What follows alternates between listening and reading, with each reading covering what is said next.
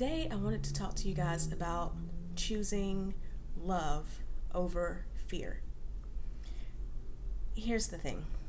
I was listening to a sermon actually earlier today, and it was talking about Samson and Delilah.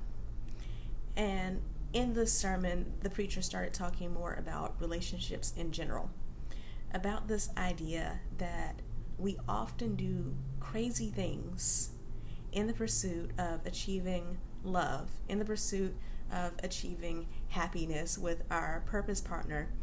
But when we do those crazy things, when we try to force love, when we try to force a relationship, we're not acting in love at all. And this is me going off the sermon, not him. But we're not acting in love at all. We're actually acting in fear. Because I really believe that at the heart of all things, there are only two emotions. One is love, one is fear. Every other emotion that you have falls into those categories. Happiness is obviously love. Anger is fear. People get upset. People get angry over things that they don't understand. Think about it. When I think about the times in my relationship with my husband that I've been really upset with him, really angry with him, it's because I didn't see where he was coming from. I didn't understand why he did a certain thing or why he said a certain thing. And the reverse is true. He gets angry at me because he doesn't understand my motives behind something or what I meant when I said a certain thing. And it's when the two of us decide to act in love that we're able to really communicate. We're able to really work things out and actually get our relationship back on a healthy footing. So when you think about, for example, things like racism or hatred towards a certain gender, any of those types of hatred towards a certain group, those are all people acting out of fear at the end of the day, because they are worried because they don't understand this other group. They don't know what this other group is going to bring to the table. They don't know what the presence of this other group means for them and their livelihood and their children's livelihood. And that doesn't mean that racism is okay, because it most definitely isn't. But you have to understand, at least when you understand where those people are coming from, it becomes much easier to communicate with them about their beliefs and about why they feel the way that they feel. So back to this idea of Samson and Delilah. When you look at this story, you may be wondering, what does this have to do with love and fear? You have a man who is so in love with a woman that it's obvious that she is shady AF. She spends this whole passage of scripture talking about, hey, why don't you tell me what your secret is? If you love me, you'll tell me what your secret is. If you love me, if you really care, you'll let me know why it is that you're so strong. And she's constantly pestering him and badgering him, knowing that he's not supposed to give the secret away. And it's obvious that her motives are shady, because why would you just be that interested knowing that your partner is unable to tell you? So he makes a very foolish decision to tell Delilah that his strength comes from his hair. And when you look at why he did it because he was so in love with this woman that he was afraid of losing her. Because when you act in real, true love, you're not coming from a place of fear.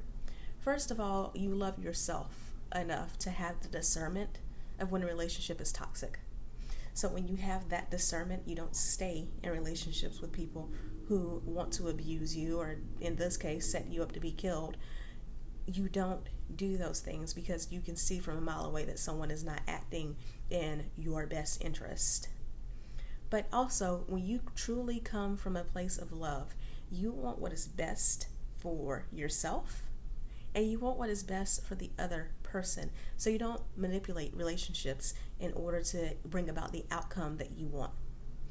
So you don't do things like try to take over everything for a man and do all the things for him to make his life easier, fold his clothes, bring him food, do all of these things without him even asking, because you're trying to manipulate him into loving you.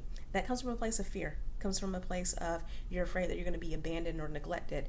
You're afraid that if this man leaves you, that you have no hopes with any other man, that nobody else is going to come along. You don't do things like drop all of your plans so that you can be available whenever he wants you to be. That also comes out of a place of fear, because you're so afraid that this man does not respect your time enough and that he's going to leave you if, God forbid, you decide to go out to lunch with one of your girlfriends. And here's the thing, do you really want that type of relationship anyways? And let me also be clear on this point. How you start a relationship is how you will continue it. So if you think, okay, I'm going to drop my plans for a little bit, I'm going to give him money that I don't have, I'm going to cater to every single one of his needs, and then once I hook him, and once we get married, everything will be fine. Nah, boo, he's going to expect you to keep up that behavior.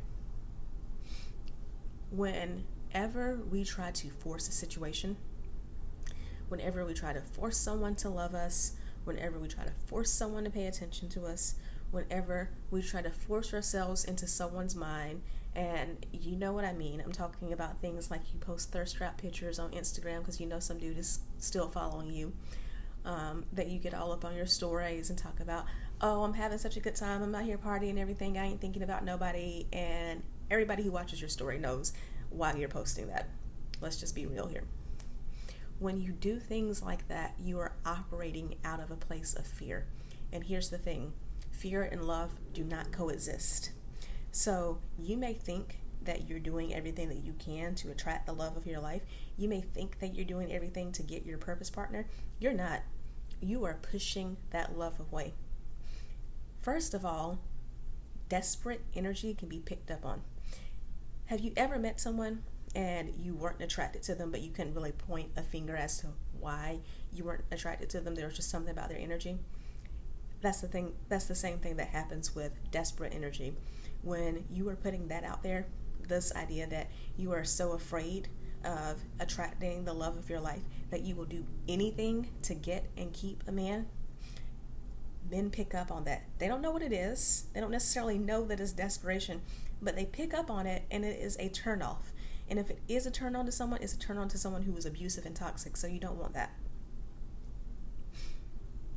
When you operate out of a place of fear, you put the real you on a shelf because you start doing things that aren't in alignment with who you really are.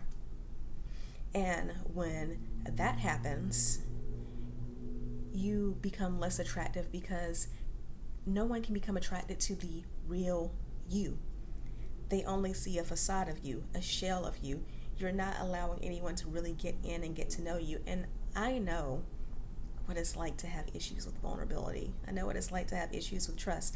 Because believe me, I went for a couple of years trusting no one. I've been hurt in relationships before. I've been burned. I know what that's like. But you have to let go of that. You have to learn how to heal from your past. You have to do that forgiveness work. You have to learn how to love yourself enough to stop focusing on other people.